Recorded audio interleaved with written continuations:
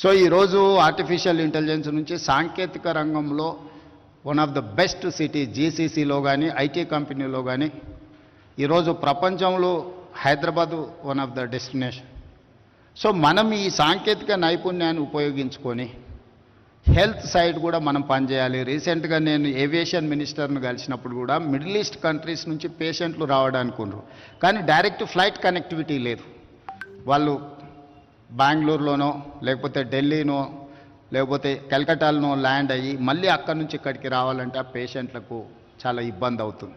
అందుకే civil aviation మినిస్టర్ను నేను కలిసి మిడిల్ ఈస్ట్ కంట్రీస్ నుంచి వీక్లీ ట్వైస్ అన్న డైరెక్ట్ హైదరాబాద్ ఎయిర్పోర్ట్లో ల్యాండ్ అయ్యే విధంగా విమాన ప్రయాణ సౌకర్యాలు కల్పిస్తే హైదరాబాదులో ఇంకా మనము అభివృద్ధి చెందడానికి, ఇంకా పేషెంట్లకు ఎక్కువ సేవలు అందించడానికి సిఐఐ స్టాటిస్టిక్స్ ప్రకారము సంవత్సరంలో 2,20,000 మంది పేషెంట్స్ హైదరాబాదు నగరంలో విదేశాల నుంచి వచ్చి వైద్య సహాయం పొందుతున్నారని ఒక లెక్కలు.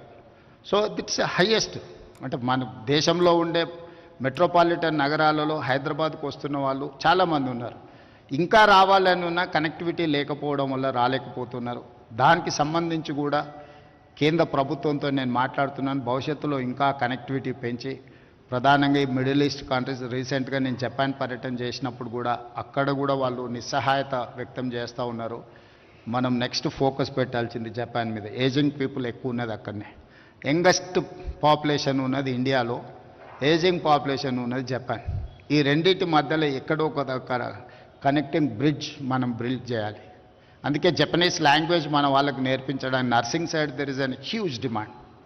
వాళ్ళకి అసలు ఎక్కడా వాళ్ళకు హ్యూమన్ రిసోర్స్ లేకపోవడం వల్ల చెప్పారు 18 years నుంచి 40 years లోపల 68% పాపులేషన్ ఉంది మన దేశంలో.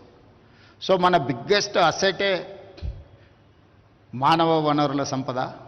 దీన్ని నిజంగా మనం సరిగ్గా ఉపయోగించుకుంటే 2047 మన $30 trillion ఎకానమీ ఫోకస్ పెట్టుకొని వెళ్తున్నాం ఇండియా. సో అదేం పెద్ద కష్టసాధ్యమైన విషయం కాదు. అందుకే నేను ఒక విజన్ డాక్యుమెంట్లో చెప్పిన నెక్స్ట్ 10 yearsలో తెలంగాణ స్టేట్ $1 trillion ఎకానమీకి రీచ్ అవ్వాలి, 2047కి $3 trillion ఎకానమీకి రీచ్ అవ్వాలి. ఆ గోల్ను పెట్టుకొని మనం పనిచేద్దామని.